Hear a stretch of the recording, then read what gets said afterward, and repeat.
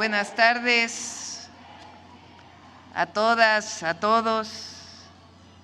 General Ricardo Trevilla Trejo, secretario de la Defensa Nacional, Almirante Raimundo Pedro Morales Ángeles, secretario de Marina, a todos los altos mandos del Ejército, Fuerza Aérea, Guardia Nacional, así como de la Armada de México, a la presidenta de la Cámara de Diputados, presidenta de la Cámara de Senadores, presidente de la Suprema Corte de Justicia de la Nación, amigas y amigos, niñas y niños, mexicanas y mexicanos.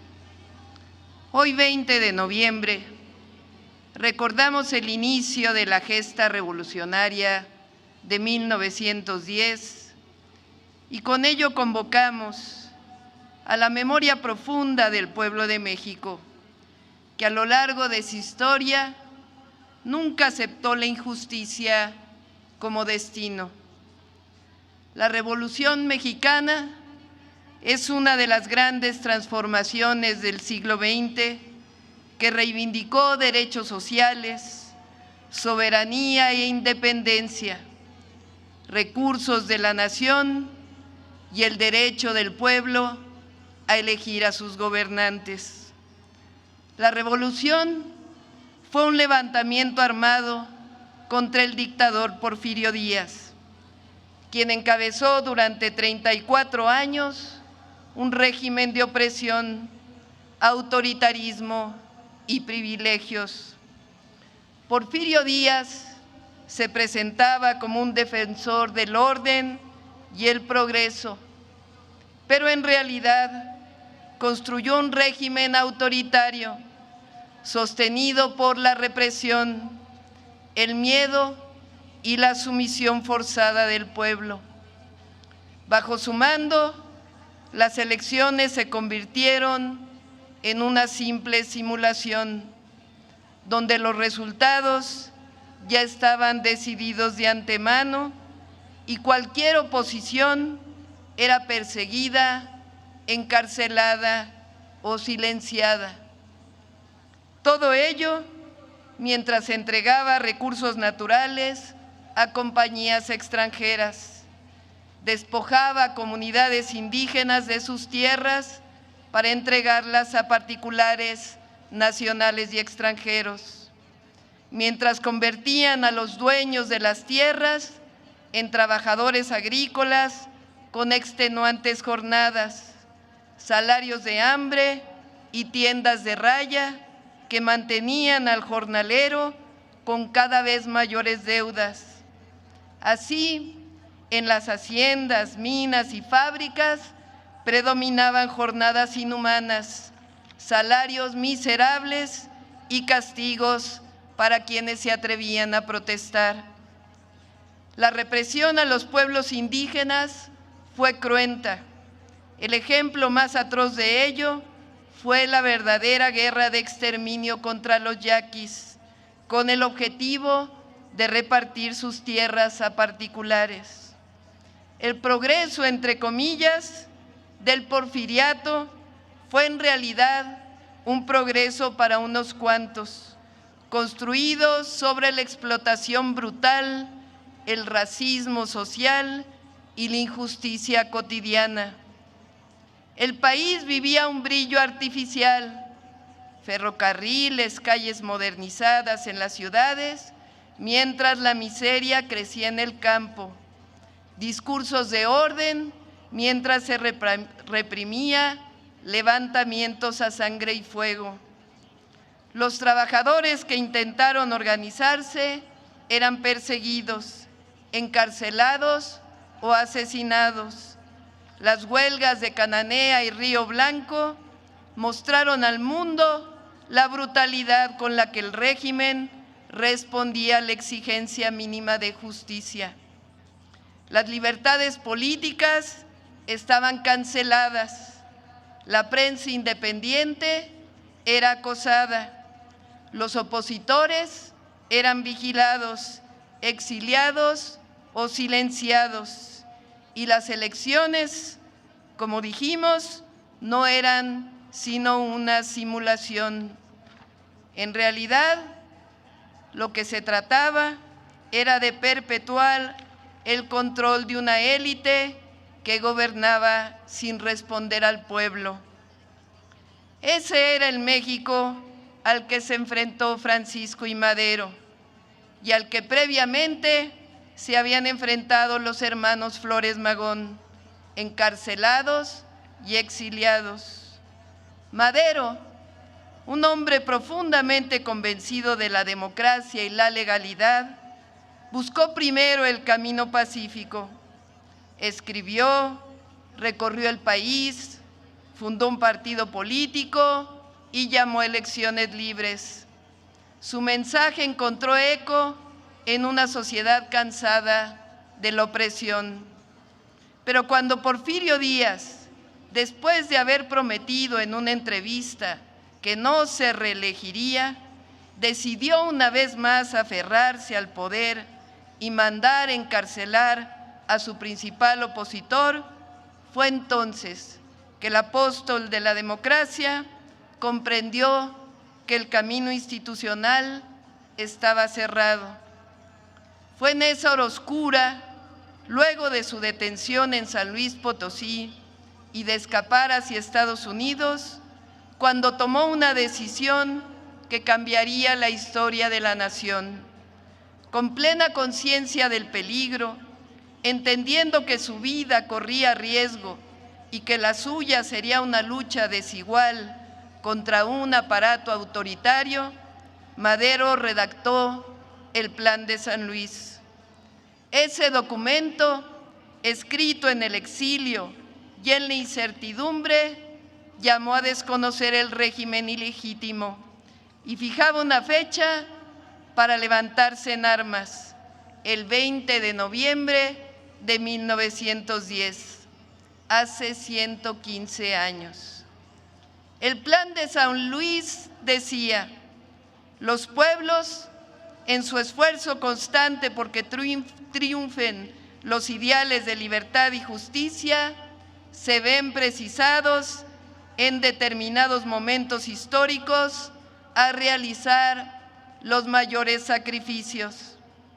Proponía además la restitución de las tierras a quienes les habían sido arrebatadas y la construcción de un país donde el voto realmente expresara la voluntad popular, sufragio efectivo, no reelección.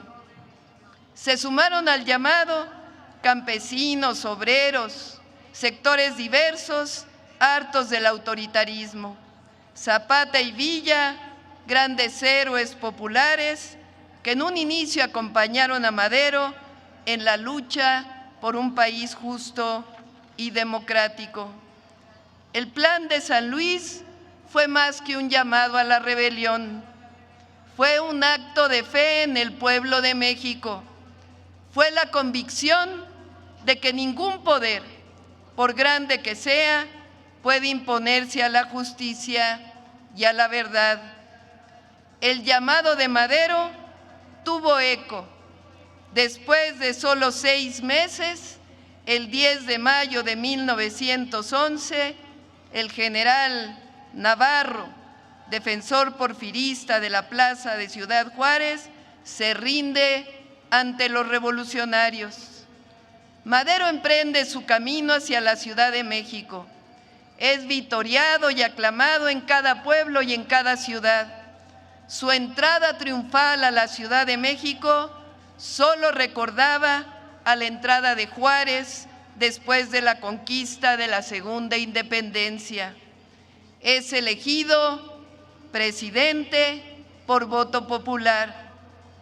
Sin embargo, el derrumbe del antiguo régimen no era un acto instantáneo. Se trataba de una empresa gigantesca. Como presidente, Madero entregó cada día de su vida a perseguir ese ideal. que creía indispensable para tejer un país de paz y con progreso. No estuvo exento de tropiezos y quizá no supo medir la profundidad de las demandas del pueblo que aclamaban justicia, pero sus fallas palidecen frente a la grandeza de su visión.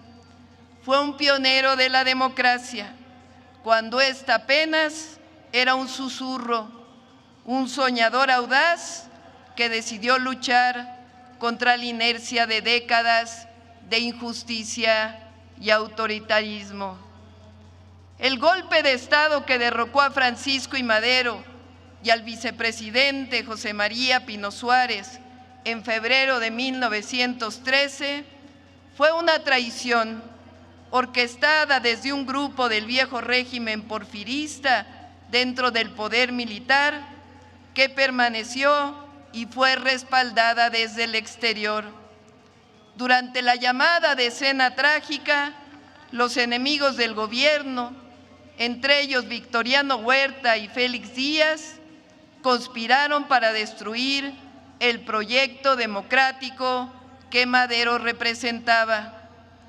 A esta conjura se sumó el embajador de Estados Unidos, Henry Lane Wilson, quien intervino abiertamente apoyando a los golpistas y avaló los pactos que sellaron la caída del gobierno legítimo. Esa injerencia extranjera, sumada a la traición interna, culminó en el asesinato de Madero y Pino Suárez, un crimen que abrió uno de los capítulos más dolorosos y violentos de la historia de México. Después del golpe de Estado, el 19 de febrero de 1913, el Congreso del Estado de Coahuila publicó un célebre decreto en el que desconocía al usurpador Victoriano Huerta y facultaba a Venustiano Carranza para crear una fuerza armada y restablecer la democracia y el orden constitucional. Villa y Zapata continuaron con el movimiento revolucionario para luchar contra el régimen de Huerta, formando parte de las fuerzas que finalmente lo derrocaron. Lo cierto es que la nación entera se convirtió en un campo de batalla, marcado por incendios, hambre y epidemias. Las cifras se estremecen.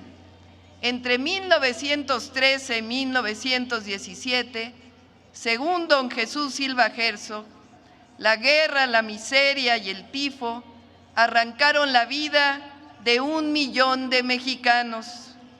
Fue un periodo de dolor, traiciones, pero también un momento decisivo en el que el espíritu del pueblo, endurecido por la tragedia, siguió avanzando para alcanzar la patria que soñó Madero.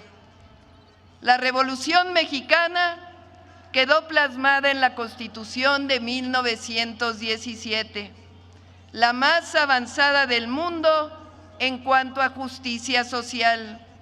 Se reconocieron las principales demandas del pueblo: el derecho de los campesinos a la tierra, el salario mínimo, la jornada de 8 horas, la organización sindical, la seguridad social, el derecho a la educación, y a pesar de fuertes presiones de compañías y gobiernos extranjeros, se logró recuperar para la nación las riquezas naturales.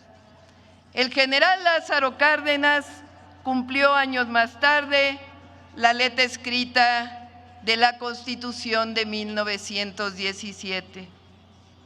Más que seguir delineando lo que ocurrió después, hoy quiero poner énfasis en los 34 años del porfirismo y la revolución, pues es una responsabilidad histórica, porque quienes hoy reivindican la mano dura, la fuerza por encima de la ley, los que reivindican la ultraderecha o esa libertad que solo disfrutan los privilegiados, no conocen la historia de México ni a nuestro pueblo. El porfiriato de entonces es al mismo al que quieren convocar ahora, al del despojo, al del exterminio silencioso, al de la esclavitud, al de una prensa callada, al de una paz impuesta. Tampoco hay que olvidar el periodo previo al de la actual transformación. 36 años de regresiones, pobreza, desigualdad, corrupción y privilegios. El periodo neoliberal. 4 transformaciones han marcado la historia de México: la independencia, la reforma, la revolución, que fueron armadas, y la 4ª, una transformación pacífica, decidida mayoritariamente por el pueblo de México, que reivindica la justicia, la libertad, la democracia y la prosperidad compartida. La transformación que inició en 2018 está fuerte porque hay honestidad, resultados y amor al pueblo. Porque cuando un pueblo reconoce su historia, su dignidad y su fuerza colectiva, defiende sus conquistas. Por eso hoy, con la fuerza de nuestra memoria colectiva, afirmo: México no volverá a caminar hacia atrás. La paz y la tranquilidad son fruto de la justicia. Por ello, no tienen resonancia los discursos que normalizan la violencia como camino, que glorifican la imposición o que pretenden restaurar un país de privilegios para unos cuantos. El que convoca a la violencia se equivoca. El que alienta al odio se equivoca. El que cree que la fuerza sustituye a la justicia se equivoca. El que convoca una intervención extranjera se equivoca. El que convoca, el que piense que aliándose con el exterior tendrá fuerza, se equivoca.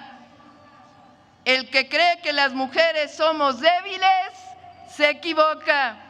El que cree que la transformación duerme, se equivoca. El que piensa que las campañas de calumnias y mentiras hacen mella en el pueblo y en los jóvenes, se equivoca. El que piensa que el pueblo es tonto, se equivoca.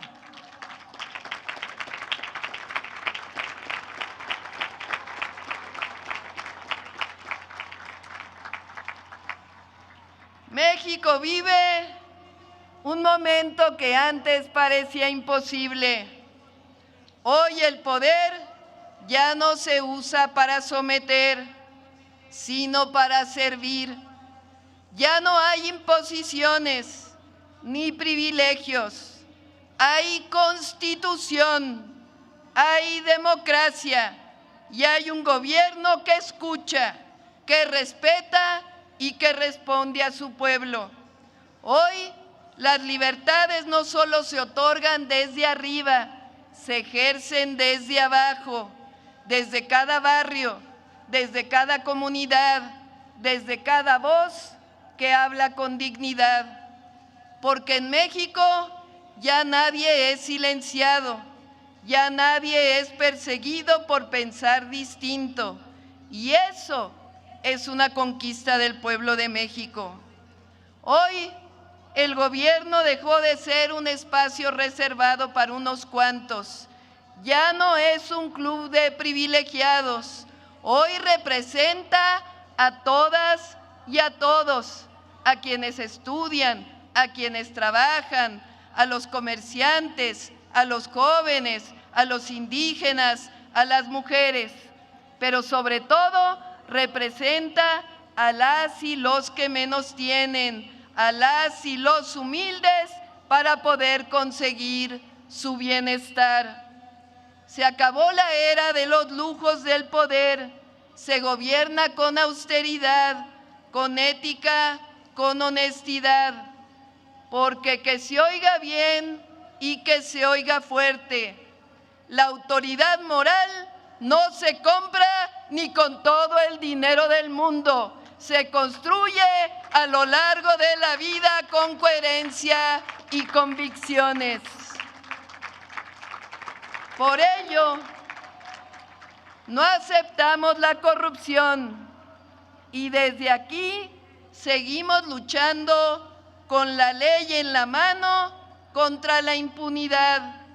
El México de hoy es del pueblo que dice: nunca más racismo, nunca más clasismo, nunca más discriminación, nunca más justicia para unos cuantos.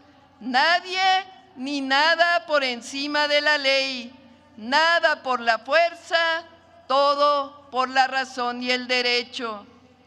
Es una nación que con orgullo defiende sus conquistas, su historia, su memoria y su patrimonio. Nada bueno puede surgir de quienes han hecho de la corrupción su modo de vida. Nada puede esperarse de algunos medios que usan su espacio para la calumnia, de algunos comentócratas que cambian de opinión según su conveniencia, ni de los poderosos cegados por la ambición. Por eso recordamos la historia y sabemos que cuando un gobierno camina con el pueblo, nada ni nadie pueden doblegarlo.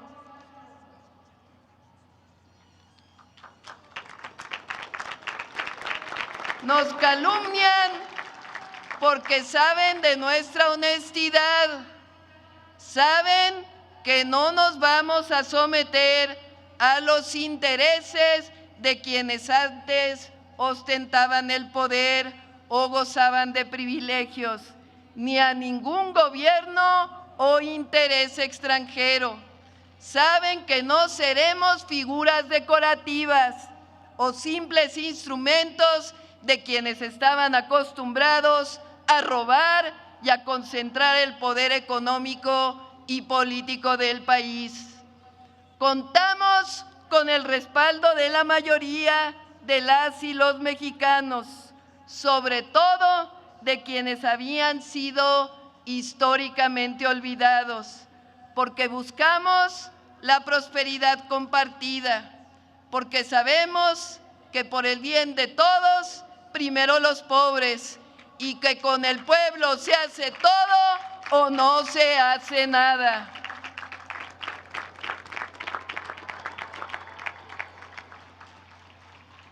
Nuestra honestidad y amor al pueblo nos acompañan.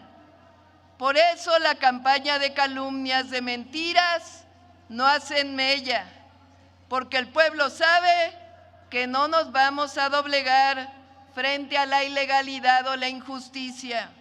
El pueblo de México está más fuerte porque sabe que juntas y juntos defendemos la soberanía, la independencia, la democracia y la justicia. Termino recordando que la Revolución Mexicana nos dejó grandes enseñanzas y legados. Uno de ellos, nuestras Fuerzas Armadas, surgidas de la Revolución Mexicana, surgidas de una gesta heroica del pueblo en contra de un golpe de Estado.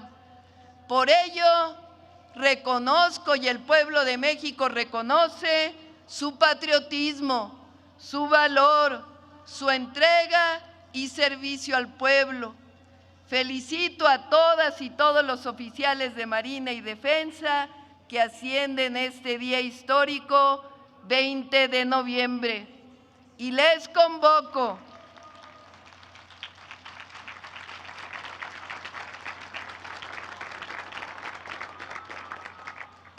a mantener siempre en alto la lealtad al pueblo y el amor a la patria. Mexicanas y mexicanos, nuestra historia lo ha demostrado una y otra vez. Cuando caminamos juntos con los principios que nos han guiado, nada nos detiene. México avanza hoy más que nunca con un pueblo, con dignidad y con memoria. México avanza por la senda de la honestidad, de la paz, de la democracia y de la justicia. ¡Que viva la Revolución Mexicana! ¡Que viva!